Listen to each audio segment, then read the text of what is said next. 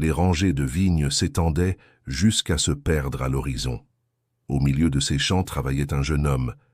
Tous le connaissaient comme le journalier Pierre, un visage tanné par le soleil, les mains pleines de cales et de petites blessures qui ne finissaient jamais de se refermer.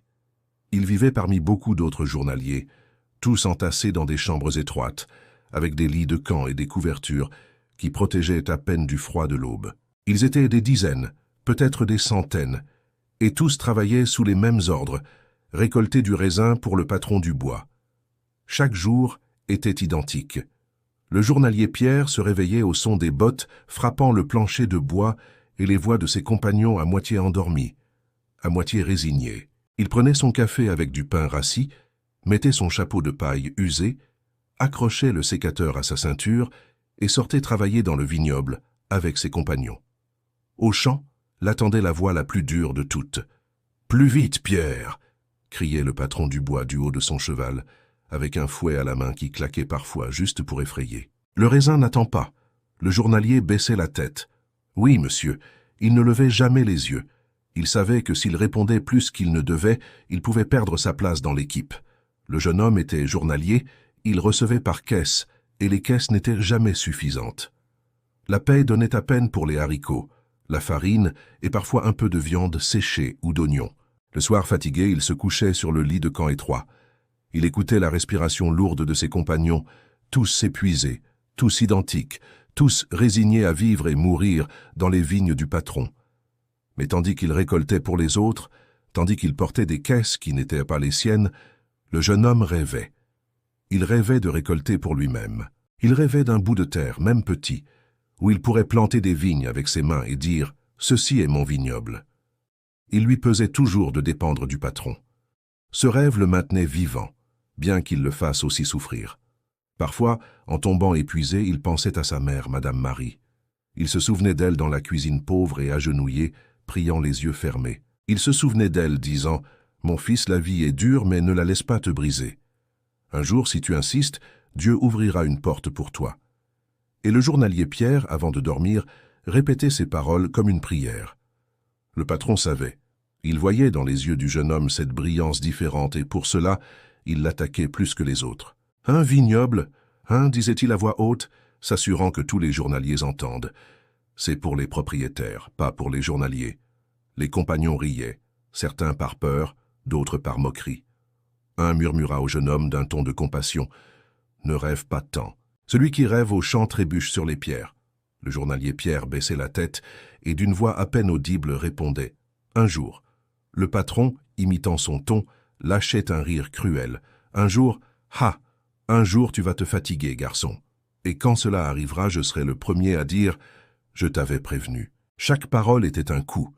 Chaque raillerie le laissait avec le cœur serré, mais aussi avec un feu qui ne s'éteignait pas. Il savait que s'il écoutait le patron, il se rendrait, s'il insistait, il avancerait. Et le jeune homme choisit d'avancer. D'abord, il commença à économiser. Chaque pièce qui tombait dans sa poche, il la gardait comme si c'était une graine sacrée. Pas de bottes neuves, pas de chapeau neuf, pas de bistrot, même si les compagnons l'invitaient avec des rires et des tapes dans le dos. « Viens, Pierre. Une nuit ne tue pas, disait l'un en levant une bouteille d'eau de vie. Nous devons oublier les peines, ne serait-ce que pour quelques heures. » Le jeune homme niait de la tête. « Si je dépense aujourd'hui, je perds demain. Si j'économise aujourd'hui, demain j'achète de la terre. » Les autres le regardaient comme s'il était fou. De la terre, se moquait-il. La terre est pour ceux qui naissent propriétaires, pas pour ceux qui naissent coupeurs. Le jeune homme ne répondait pas, mais en silence pensait à Madame Marie. Il se souvenait de sa voix. « Mon fils garde le peu. » Avec patience, le peu devient beaucoup. Ainsi, jour après jour, il garda chaque centime jusqu'à rassembler une petite liasse de billets froissés, gardés sous la couverture de son lit de camp, comme s'ils étaient un trésor. Avec courage, il chercha un homme qui vendait de petites propriétés, M. Bertrand. Le cœur lui battait fort. Il posa l'argent sur la table et dit avec fermeté « Je viens acheter un petit bout de terre. » L'homme aux mains grasses et sales de tabac prit l'argent, le compta et lâcha un rire tonitruant. « Avec ça, se moqua-t-il, avec ça tu n'achètes même pas le fil de fer barbelé, garçon. » Le journalier Pierre se redressa. « C'est ce que j'ai. Je travaille dur. » L'homme le repoussa avec mépris. « Alors travaille le double et reviens quand tu seras quelqu'un. » Le jeune homme serra les lèvres, rangea la liasse de billets avec les mains tremblantes, sortit de là avec l'estomac retourné. Il voulut pleurer mais se retint. « Si je me vexe, je me perds, » pensa-t-il, se souvenant de sa mère, et continua en avant. Quelque temps après, il s'arma de courage et alla à la banque. L'endroit sentait l'encre et le papier neuf. Tout brillait. Tout semblait lui dire « Tu n'appartiens pas ici ». Il s'approcha du comptoir. Le directeur le regarda de haut en bas, comme s'il était invisible. « Je veux un petit prêt, » dit le jeune homme d'une voix tremblante. « Je vais acheter un lot pour des vignes. Je peux payer mois par mois. » L'homme ouvrit un livre. Il demanda sans le regarder dans les yeux. « Propriété? Aucune. Garantie? Aucune. » L'homme ferma le livre brusquement. Le son résonna dans la poitrine du jeune homme. « Vous ne pouvez pas parce que vous êtes un journalier. Vous n'avez rien comme garantie. Revenez quand vous aurez quelque chose à perdre. » Le journalier baissa le regard. « Je vais travailler plus. Travaillez autant que vous voulez, » dit l'homme, regardant déjà un autre client. « Sans garantie, il n'y a pas d'affaire. » Le jeune homme sortit en silence. Dehors, le soleil lui brûlait la peau, mais plus encore lui brûlaient les paroles du directeur. Il marcha lentement, avec les bottes lourdes jusqu'à arriver à la chambre des journaliers. Il se jeta sur le lit de camp, pressa le visage contre la couverture rêche, et cette fois, oui, il pleura. Il pleura en silence, pour que ses compagnons ne l'entendent pas. « Mon Dieu, » murmura-t-il entre sanglots, « donne-moi la force si vraiment tu écoutes les pauvres, écoute cette clameur. » Il pria de tout son cœur, demanda à Dieu de lui donner une opportunité, même petite, et quand il s'endormit, encore avec des larmes sur le visage, une voix douce lui rendit l'espoir, celle de sa mère, comme si elle venait du ciel. « Mon fils, même s'il te ferme les portes, ne cesse pas de frapper.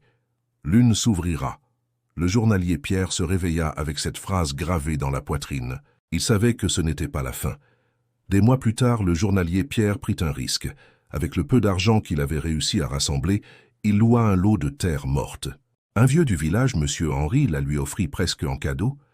Le terrain était craquelé, dur, plein d'herbes sèches, qui semblaient des clous enfoncés dans la terre. En le voyant, le vieux M. Henri cracha par terre et dit d'une voix fatiguée « Elle est bon marché parce qu'elle ne donne rien. Ils ont planté ici avant et rien. » Le journalier Pierre baissa le regard vers le sol, prit une poignée de terre entre les doigts. Elle était poussiéreuse, amère, sans force. Malgré cela, il serra la main et répondit « Elle donnera ». Le vieux monsieur Henri haussa les épaules et lui remit les clés rouillées d'une vieille clôture. Le jour du canal, goutte par goutte, comme celui qui donne à boire à un malade. Au début, les petites branches vertes germèrent. Le cœur du jeune homme se remplit d'espoir. Il les regardait comme un père regarde le premier pas de son fils. Mais ensuite vint le malheur. Le canal amenait l'eau à des heures irrégulières, parfois trop, parfois rien. Les bourgeons séchèrent jaunes comme de la vieille paille, et le peu qui survivait, les oiseaux le dévoraient sans pitié. Un jour, tandis que le jeune homme regardait impuissant les branches sèches, il entendit le son de sabots. C'était le patron du bois. Il arrêta son cheval devant le terrain, observant tout avec un sourire tordu. « Je te l'avais dit, » parla-t-il, regardant les bâtons morts. « Tu es né pour couper du raisin, pas pour le faire pousser. » Le journalier Pierre respira profondément. « J'apprends. » Le patron lâcha un rire sec. « Apprends à obéir, » conclut-il durement. « Reviens dans mon équipe. Là, au moins, tu manges. » Le jeune homme baissa la tête, ne répondit pas. Il retourna dans l'équipe à nouveau à couper des raisins pour les autres, à remplir des caisses qui n'étaient pas les siennes. Mais chaque nuit, bien que ses mains fassent mal et que le corps lui demande du repos, il retournait à sa bande morte. Il s'asseyait devant la terre sèche et murmurait « Tiens bon, je tiens bon aussi ». Il rassembla de l'argent à nouveau, graine par graine, pièce par pièce. Un jour, il s'approcha d'un vendeur de plants. L'homme lui montra des vignes faibles, des tiges fines et des feuilles presque fanées. « Elles sont bon marché parce qu'elles ne prennent pas », l'avertit-il. Le journalier Pierre les regarda avec foi. « Elles prendront », dit-il convaincu. Il les planta avec soin, comme si c'étaient des créatures fragiles. Il les arrosa avec patience, avec des mains tremblantes de fatigue, mais pleines d'espoir. Mais cet hiver, le malheur tomba à nouveau. Un gel couvrit le champ. À l'aube, les feuilles étaient si noires, brûlées par le gel. Elles cassaient au toucher comme du verre fin. Le patron du bois apparut à nouveau, s'accroupit, prit une des feuilles mortes et la laissa tomber avec mépris. « Tu n'es pas fait pour ça, dit-il froidement. Accepte ton sort, journalier. » Le jeune homme ne répondit pas, ramassa seulement les plantes sèches, les enterra comme si c'étaient de petits corps sans vie. Puis il leva la tête vers le ciel gris. Les larmes lui brûlaient les yeux, mais il les avala. Il ne pleurait pas encore. Mais cette nuit, en retournant à la chambre, le poids de la défaite fut insupportable. Le chapeau tomba par terre. Le journalier Pierre s'assit sur le lit de camp avec les coudes sur les genoux et la mâchoire tremblante. Les rires du patron résonnaient dans sa tête comme des coups de marteau. « Tu es né pour obéir. Tu es né pour obéir. » Il se boucha les oreilles, mais la voix continuait là de plus en plus forte. Et alors, entre le bruit du souvenir, il entendit une autre voix douce, sucrée, la voix de sa mère, Madame Marie, comme un murmure qui venait de loin. « Mon fils, même s'il te ferme les portes, ne cesse pas de frapper. L'une s'ouvrira. » Le jeune homme ferma les yeux avec force. Les larmes coulèrent chaudes, cette fois sans retenue. Il tomba à genoux près du lit de camp, serra les mains et pria. « Mon Dieu, je n'en peux plus. Donne-moi une porte même petite. Si vraiment tu écoutes le journalier fatigué, écoute-moi. » Sa prière se mêla aux pleurs et, au milieu de ses pleurs, une étincelle d'espoir revint s'allumer. Il se leva avec le visage gonflé de larmes et compta ses dernières pièces. Ce n'était pas beaucoup, mais ce n'était pas zéro. Des jours plus tard, il entendit une rumeur parmi les journaliers. On disait qu'il y avait un lot oublié près d'un vieux canal, une terre pierreuse pleine de croûtes de sel. Personne ne la voulait. Le journalier Pierre alla la voir. Le sol craquait sous ses bottes. Il s'accroupit, prit une poignée de terre et l'émietta. Entre le sel et les pierres, il sentit encore un léger souffle. « Tu respires et je t'aide, » murmura-t-il. Il chercha le propriétaire, un homme maigre et fatigué, monsieur Robert. « Vous vendez le lot ?» demanda le jeune homme. « Je vends personne ne la veut, » répondit l'homme avec résignation. Le journalier montra sa liasse de billets, froissée et humide à force de la cacher. « J'ai peu. » C'est tout. L'homme hésita un moment, puis soupira. « Je rirais si je disais qu'elle vaut plus. Si vous osez, elle est à vous. » Ils se serrèrent la main. Marché conclu. Commença alors la vraie bataille. Le journalier Pierre n'avait d'autres armes que ses mains et sa foi. Jour après jour, il enleva pierre après pierre. Certaines étaient grandes comme des têtes. Il les portait sur son dos et les jetait hors du terrain, jusqu'à ce que la terre respire. Il enfonça des poteaux, tendit des fils de fer, mesura avec une corde chaque distance. Il creusa des sillons pour que l'eau du canal, bien que peu, arrive à chaque plante. Il acheta quelques plants plus forts, les soigna avec dévotion, se penchait sur eux et leur parlait comme à des fils. « Résistez. Je résiste aussi. » Il mit des rubans pour effrayer les oiseaux. Il tailla à temps, sarcla avec ses propres mains, même s'il terminait avec la colonne tordue de douleur. Le patron du bois passa plusieurs fois. Il ne se moquait plus autant, bien qu'il continue avec un ton froid. « Je n'ai jamais vu quelqu'un parler autant à la terre, » dit-il un jour. Le journalier répondit avec sérénité. « Si la terre m'écoute, elle me répond. » Les saisons passèrent, les tiges grandirent, les feuilles s'ouvrirent. Un jour, de petites grappes commencèrent à apparaître. Le jeune homme les regarda avec tendresse, les caressant du regard. « Si je coupe avant, je reste sans rien. Si j'attends, elles se remplissent. J'attends. » Le soleil les mûrit. L'air se remplit d'un arôme sucré. Les grappes prirent du poids comme des cloches violettes. À l'aube, le patron du bois arriva en marchant, s'arrêta devant les sillons. Incrédule. « Je n'y crois pas, » dit-il. « Ici, il n'y avait rien. Maintenant, il y a quelque chose, » répondit le journalier. Le patron, ignorant la réponse, s'en alla avec un visage de celui qui n'admet pas la défaite. Des semaines passèrent, le temps de la récolte arriva. Le journalier Pierre se leva au premier chant des coqs. L'air était frais et humide, et les vignes brillaient avec la rosée de l'aube. Il prit ses sécateurs, les aiguisa calmement et se pencha sur la première grappe. Il la tint un moment dans ses mains, comme celui qui tient un trésor. Puis, avec une coupe ferme, il la laissa tomber dans la caisse. L'une après l'autre, les grappes remplirent les caisses. Le jeune homme travaillait sans repos. Les compagnons de confiance l'aidaient, non par paiement, mais par respect. Entre les trois, c'était suffisant pour lever cette récolte modeste, mais ferme. Quand le camion fut chargé, le journalier Pierre n'attendit personne, ne demanda pas de permission au patron, ne chercha pas d'approbation. Lui-même porta ses caisses à l'acheteur. Au marché, l'air était imprégné d'odeurs de bois et de vin vieux. L'acheteur, un homme à la moustache épaisse et aux yeux attentifs, M. Laurent, prit une grappe de raisin violet, la goûta lentement, la pressa dans ses mains et la pesa sur la balance. Il leva les yeux surpris, sucrés, solides, propres. Le journalier Pierre sentit que la poitrine se serrait, comme si toute la souffrance avait valu la peine à cet instant. « À qui est ce raisin ?» demanda l'acheteur. Le journalier leva la tête et dit d'une voix claire « À moi de mon vignoble !» L'acheteur le regarda fixement comme s'il voulait confirmer qu'il ne mentait pas. Puis il sourit, satisfait. « Bien, dit-il, alors je vais payer tant par caisse. » Le chiffre qu'il prononça était juste, plus que juste.